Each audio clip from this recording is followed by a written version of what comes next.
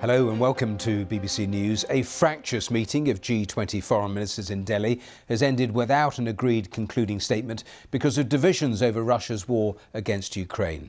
The US Secretary of State, Antony Blinken, said the talks were marred by Moscow's unprovoked and unjustified war.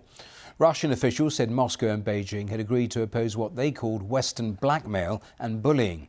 Antony Blinken also warned China against providing Russia with what he described as lethal support.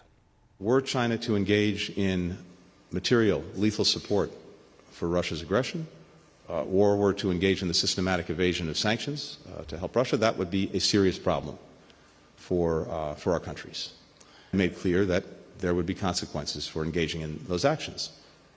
So I'm not going to detail what they would be, but of course we have sanctions authorities of various kinds. That would certainly be one of the things that we and others would look at. And I say others because this concern that China is considering providing lethal military assistance to Russia, this is a shared concern. And many other partners have raised this, and not just raised this with us, but, it's my understanding, have raised it directly with China, including here today in Delhi. Well, that was Antony Blinken in the last hour or so. India's Prime Minister Narendra Modi called on foreign ministers to put their differences aside and find common ground as the Ukraine war continues to dominate discussions. He also spoke for developing nations, saying those present had a responsibility to them.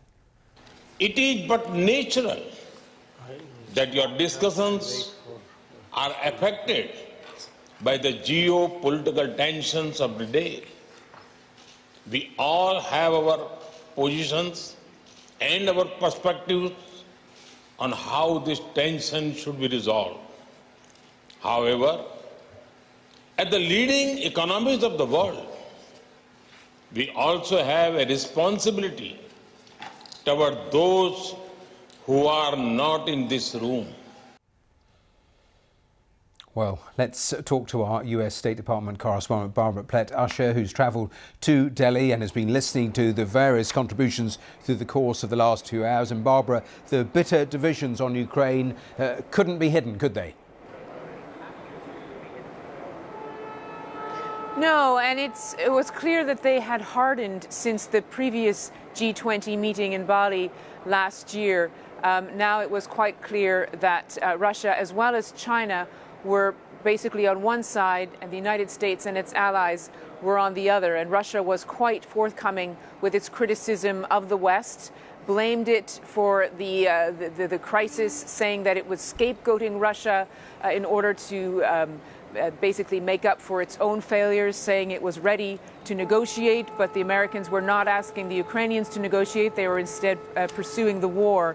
And you had China backing Russia in terms of the final statement. They were the only two countries that would not sign on because of two paragraphs that had been agreed in the previous G20 meeting about the war, talking about the humanitarian issues, talking about the importance of not escalating to a nuclear conflict. Those two paragraphs, this time Russia and China did not sign on to. So you could see that the divisions were more bitter than they had been.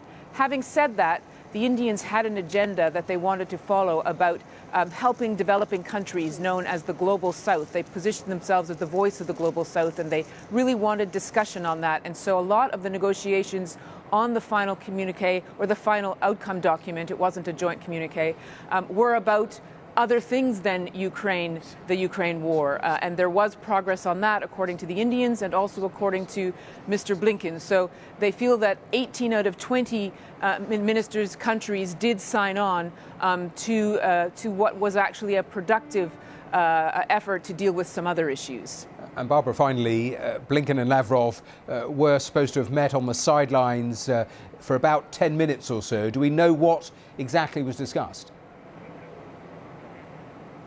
Well, we know what the Americans say was discussed. Mr. Blinken said he raised 3 points. He made the point that the U.S. and its allies would support Ukraine till the end of the war. He asked the Russians to restart that nuclear arms treaty, New START, which it has suspended, and also asked for the release of an American detainee, Paul Whelan.